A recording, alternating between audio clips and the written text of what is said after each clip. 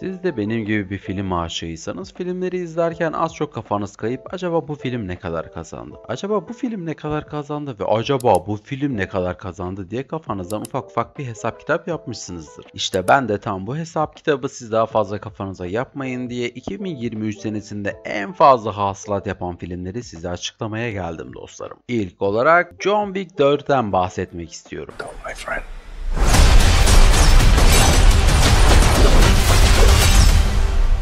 Hepimizin yıllardır gönlüne taht kurmuş John Wick serisini eminim hepiniz seversiniz. Ama bu serinin acaba ne kadar yaptığını veya kaçıncı sırada olduğunu hiç merak ettiniz mi? Düşünmeniz için size birkaç salise vereyim dostlarım. Başrollerinde Keanu Reeves'in oynadığı ve Stahelski'nin de yönetmenliği yaptığı bu efsane yapım tabii ki de 11. sırada bulunuyor ve 2023 senesi içerisinde 440 milyon 146 bin gibi de bir hasılat yaptı. Yani bana göre soracak olursanız John Wick serisine göre ortalama bir hasılat da olsa film yapımlarına göre ve filmin kalitesine göre düşük bir hasılat olmuş. Yani John Wick serisinden daha fazlasını şahsen ben beklerdim. Bir sonraki yapımımız ise Ant-Man and Wasp: Quantumania filmi. More time.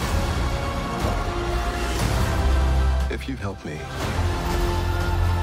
Şahsen ilk Ant-Man filmi haricinde ikinci yapımı tamamen rezalet bir şekilde buldum. Çünkü hem bir yandan CGI'ları, bir yandan hikayesi ve bir yandan olay övgüsü tamamen böyle vasatın altıydı. Ama bu serinin hasılat olarak John Wick'i nasıl geçtiğini ben anlamıyorum. Çünkü bu seri tam olarak 476 milyon gibi bir hasılat yaptı. Yani sormak istiyorum dostlarım, John Wick serisinde bulamadığınızı Ant-Man serisinde nasıl buldunuz da bu seriye daha fazla kazandırdınız? Ki burada da şunu eklemek istiyorum size dostlarım. Bir serinin devamı ya da bir serinin daha fazla ya da daha az çekileceği o serinin önceki filmlerinin gişesine bağlıdır. Yani eğer bir film çok fazla hasılat yaparsa o filme o kadar özen, o filme o kadar zaman ve o filme o kadar daha ilgi ve alaka gösterilir. Bu da ekstradan mini bir bilgi olsun. Bir sonraki yapım benim de zevk alarak izlediğim Elemental Doğanın Güçleri filmi. Yapmak istediğimi sormadı. Moleküllerinizin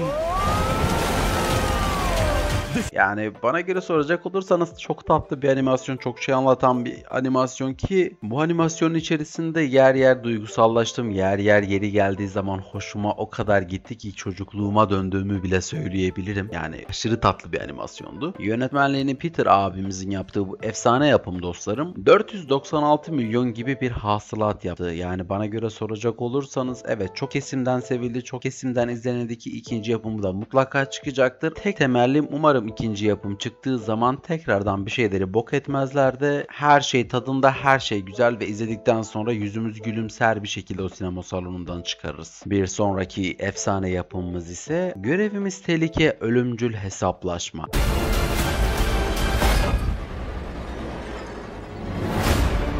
Yani bu yapımın bende çok ayrı bir yeri var çünkü Görevimiz Tehlike yıllardan beri ilerleyen bir seri ve daima her sonraki yapımda çıtayı mutlaka yukarıya taşıyıp böyle bize o kadar güzel macera, aksiyon dolu sahneler gösteriyorlar ki bu sahnelerde kendimizi kaybediyoruz. Bazen filmde olduğumuzu unutup karakterlerin hikayesine o kadar derinlemesine odaklanıyoruz ki çünkü sürekli dinmeyen bir macera, sürekli dinmeyen bir tempo ve sürekli ilerleyen akışkan bir hikaye var. Ki bu filminde 567 milyon gibi bir hasılatı olmuş. Yani bana göre soracak olursanız bence kalite bakımından çok daha kaliteli bir yapım ama biraz daha fazla insanın izlemesini daha çok isterdim. Çünkü bu serinin devamı her zaman güzel oluyor. Yani adamlar cılkını çıkarmadan tam tadında bir şekilde ilerlemeye başarıyorlar. Ne kadar da Tom Cruise abimiz yaşlandığını kabullenmese, sürekli 20 yaşındaki bir genç ve diri de gözükse de artık yapacağımız o kadar da bir şey kalmadığının ben de farkındayım. Umarım bir sonraki yapımlarda Tom Cruise çok daha böyle ajan sıfatında değil de böyle öğretmen sıfatında biraz daha böyle oturaklı ve biraz daha böyle birilerini ajanla eğitirken görürüz. Ve 7. sırada yine bir deniz kızı hikayesi, Küçük Deniz Kızı.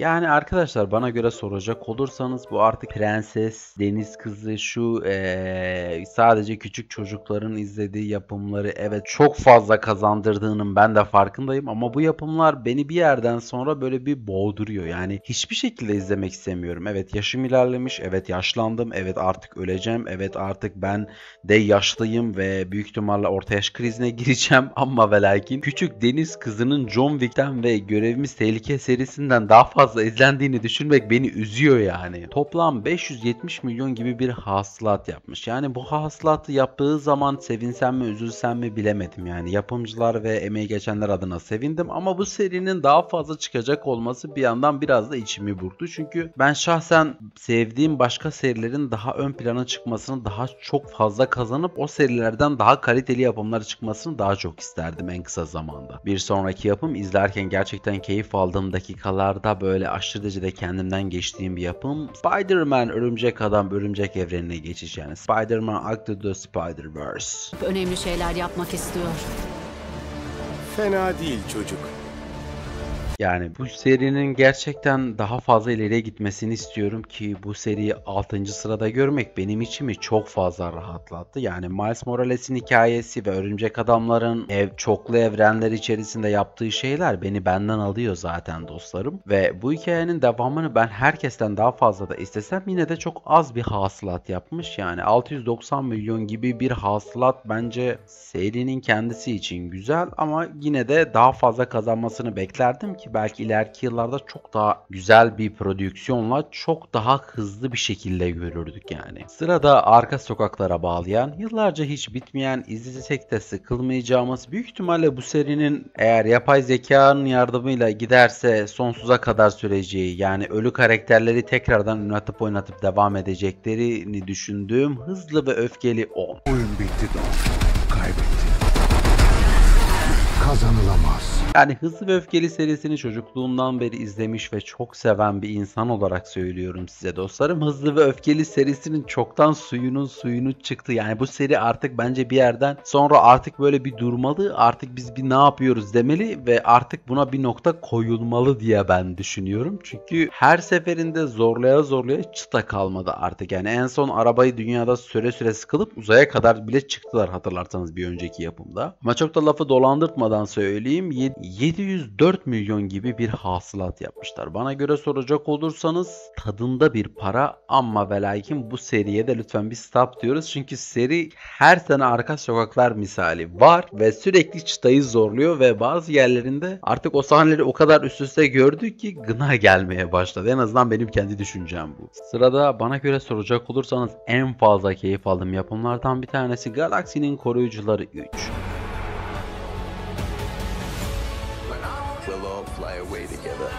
Yani Galaksinin Koruyucuları 3 benim için böyle daima zirve bir yapım. Neden diye soracak olursanız dostlarım, Galaksinin Koruyucularını son defa bir arada gördüğümüz seri ve bütün herkesin yollarını ayırdığı ve serinin içerisinde en duygusal sahnelerden bir tanesinin olduğu bir bölüm. Ama bana göre soracak olursanız finali sürekli aynı yapmalarından ben sıkıldım. Çünkü birinci filmde de, ikinci filmde de, üçüncü filmde de daima bir uzayda sürüklenme, uzayda yavaş yavaş ölme, sonra kurtarılma sahnesi daima oldu ve oluyor da. Ama ve lakin bir sonraki yapımlarda solo bir şekilde büyük ihtimalle her birisinin hikayesini göreceğiz ya da çok daha farklı yapımlarda hikayesini göreceğiz. Belki birleşik yapımlarda, yani mesela Avengers serisinin içerisinde veya başka bir kahramanın hikayesinin içerisinde gibi.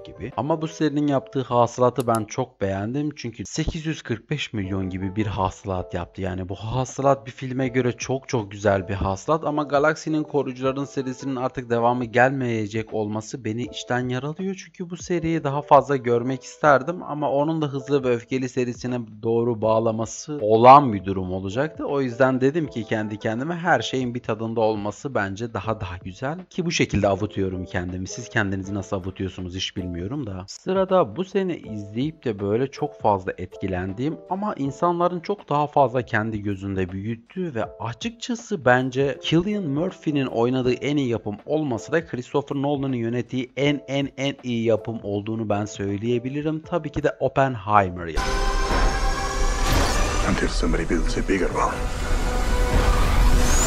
Oppenheimer yapımı o kadar güzel bir yapımdı ki anın içerisine çıkamıyorduk. Bazı sahneler evet durağandı, bazı sahneler biraz ağır bir tondaydı ama gene de yapımın çok güzel bir tadı olduğunu ve yapımı izlerken içinizin böyle farklı bir boyuta aktığını kendiniz göreceksiniz eminim dostlarım. Zaten yapım 950 milyon gibi bir hasılat yaptı. Yani bu yapımın ikincisi çıkar mı ya da yapıma ne olur ya da nasıl bir şeye bağlanır onu ben tam olarak bilemiyorum. Çünkü bildiğiniz gibi yapım Oppenheimer'ın kendi hayatından alıntıydı. Ama sırf para için ikincisini çekerlerse de dediğim gibi dostlarım hiç gram bir şekilde şaşırmam yani. Sırada ikinci ve en fazla para kazanmış olan Super Mario Kardeşleri filmi var.